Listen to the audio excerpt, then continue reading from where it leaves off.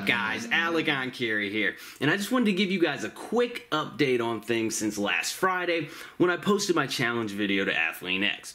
As anticipated, Jeff has not acknowledged the deadlift challenge that I laid out for him.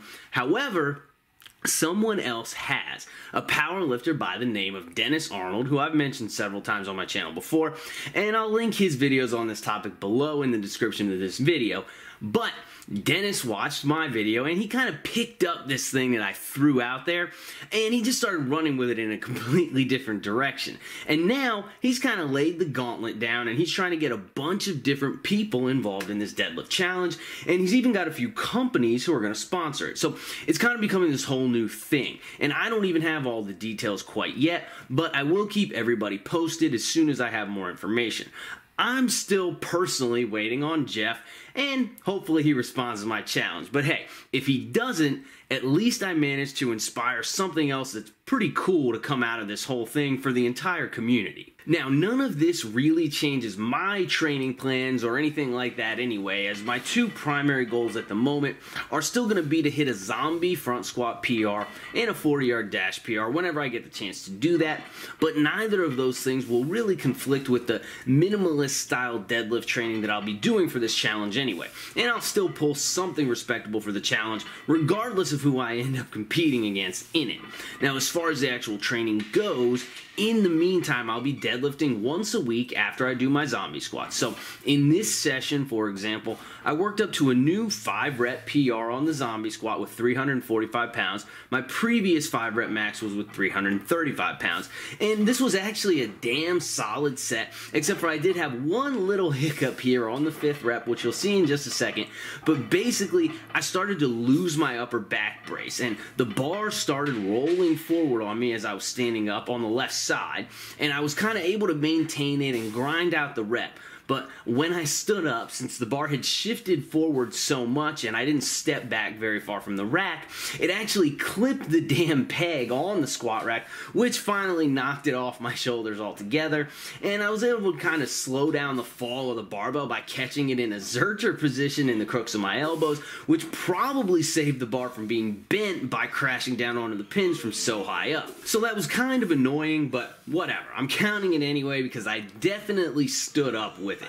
Next time, though, I'm going to go after 350 pounds for 5 reps, and I'm going to crush it without hitting technical failure like this. Now, I could tell that my upper back was tiring out here after the 4th rep because when I stood up, my hands were shaking in front of my face just from trying to keep them extended outward and hold my upper back up tall and strong, but I wanted that damn 5th rep, so I went for it anyway, and there are no regrets on my end. I just want to make it smoother and more convincing next time. Plus, this was only my 4th zombie squat session since I've reincorporated this exercise into my training anyway, and I've already hit 2 PRs now, a new 4-rep PR with 355 and a new 5-rep PR with 345. So things are coming along really nicely with it so far, and I got high hopes for it. And then after the zombie squats, I moved on to some heavy swings, and I knocked out a few solid sets here of 10, 10, and 15 reps respectively. And remember, I only use those first 2 swings here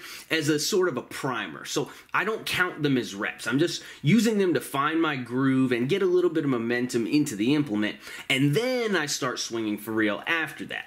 These are freaking great though. My strength and power has improved on them immensely these last few months, and I'm consistently handling weights now that I couldn't have even dreamed of handling last year.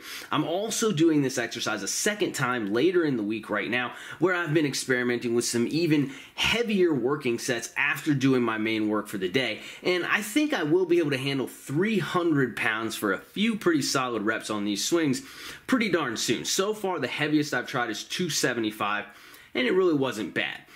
I'm also doing a little bit of jump training after the heavy swings on that second day, so I'll probably vlog one of those training sessions for you guys in the next few weeks so that you can kind of see what explosive work that I'm getting into at the moment.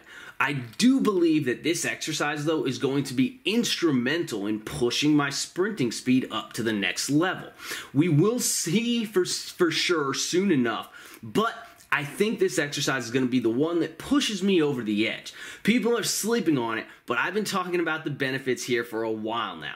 And I'm also planning on writing up a blog post soon describing how to build your own handle for these heavy swings that you can load incrementally, which is a really important part because I've been getting a lot of requests for that lately. And finally, I finished up the day here with a few sets of stiff leg deadlifts. All I did here was load up 135 and do it for 5, then 225 for 5, then 315 for 5, and then I went right up to 405 and I pulled it for 8 reps for a semi-conservative AMRAP set. My technique broke down a little bit on the 8th rep here, so that was where I called the set. Now, I've never even remotely tried stiff legging anything this heavy before for reps like this, so it's actually a really nice improvement from an exercise that I haven't actually ever really done consistently or done for a long time. So my plan right now, tentatively, is just to run these stiff legs up on a standard linear progression for these next few weeks and keep doing a top set AMRAP like I did here. So next week I'll try 415, then 425, then 435, maybe even 445.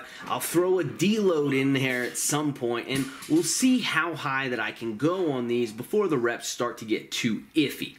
At that point, I'll likely transition this into a regular old conventional deadlift, and I'll keep running that same progression method, just doing that top set AMRAP for a few more weeks. I'd like to take 3 or maybe even 4 weeks off of deadlifting entirely before I go for my attempt as part of whatever challenge I end up doing. So I'll be able to plan the whole thing out a little bit better though once I have a better idea of how everything is going to go down in that regard, which I don't have all the details yet like I just told you guys. But as far as deadlift training goes, that'll basically be it. It's nothing fancy, but it will get the job done and I should be able to pull something pretty respectable after that. Anyway, that's all I got for today, guys. Please be sure to like the video. Don't forget to subscribe to my channel. And definitely leave me some love in the comments down below. Also, if you're interested in online coaching, be sure to shoot me an email at enkiri.elite@gmail.com. And I'd be happy to pass some more information your way. Or simply visit my website, www.enkirielitefitness.com for more details. Keep training hard, and I'll catch you guys next time.